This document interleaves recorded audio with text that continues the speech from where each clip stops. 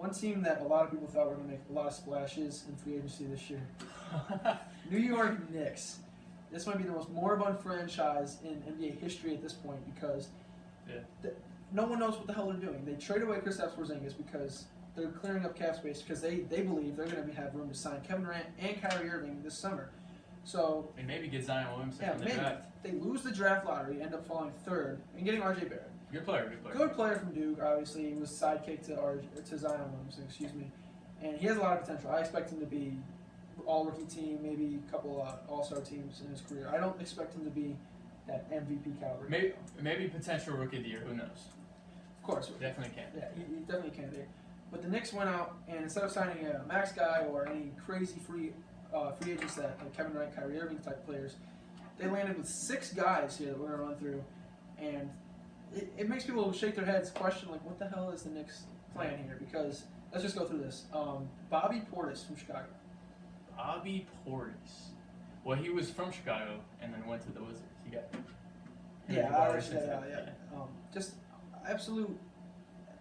It's a 2-year contract, so obviously by 2021 he'll be out of there. But I'm just questioning, like, what is the purpose of that? Because I don't know. I don't see Bobby Portis averaging more than he already is, or getting any better, or extending his game further than what he's already. I mean, I feel like he's capped out his potential. Yeah, they don't need him. I think the Knicks figured out that, like, after they lost out on all these free agents, they just need to sign someone to stay relevant because Bobby Portis isn't going to help you win or make the playoffs. And the Knicks haven't made the playoffs since like 2012.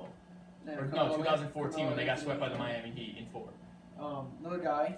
This is the second player of 6 guys that they brought in this summer so far. Taj Gibson. Gibson. Do not let me disrespect Taj Gibson in any way. No, we're gonna disrespect him. He's okay. Chicago Bull era Taj Gibson is a monster. Yeah, this man rebounded like nobody else, played really solid defense on some of the best players in the East at the time. LeBron James, that Miami Heat team, they were always going back and forth. The Bulls and the Heat were.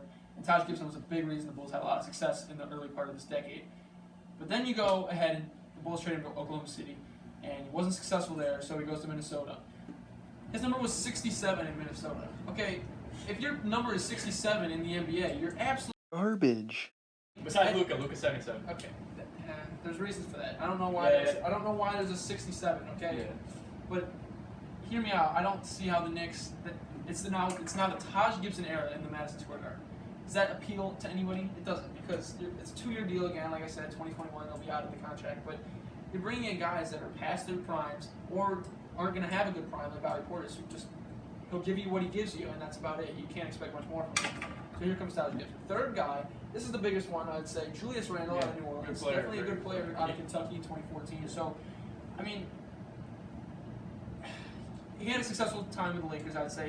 They should have kept him.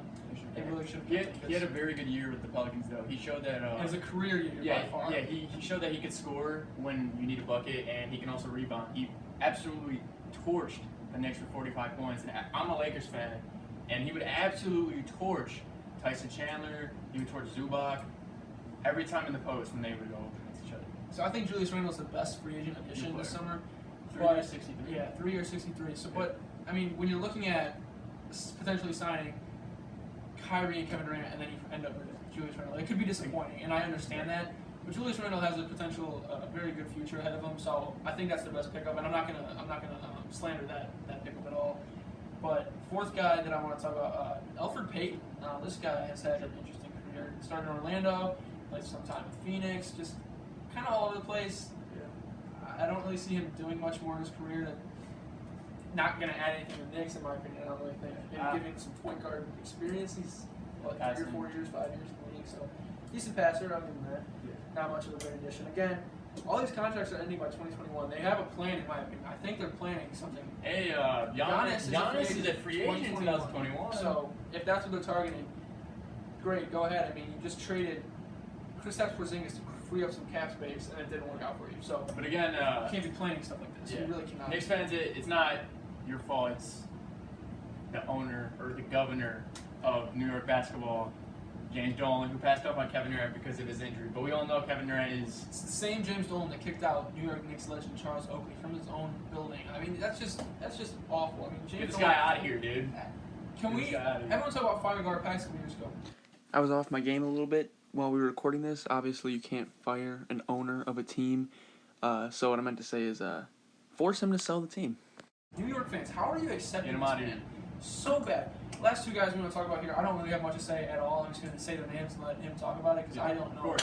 Wayne Ellington and Reggie Bullock. Wayne The Allen. floor is yours.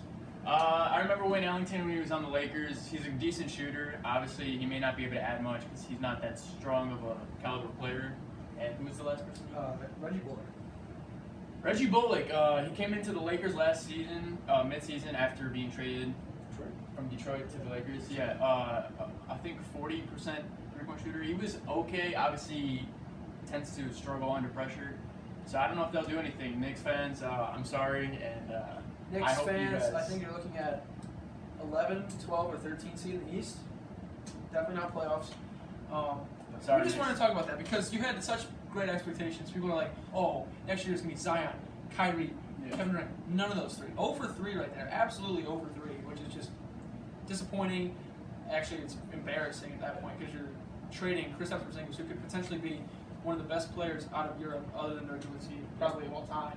And he's just gone to Dallas now, who's also with another great European player, Luka. So good for Dallas. They definitely finessed their way out of that situation. Now, New York still has Alonzo Trier. They still have Kevin Knox. They have Dennis Smith Jr., Ntilikina. They were shopping Ntilikina for a second-round pick, which is just embarrassing as well because he's a great defender.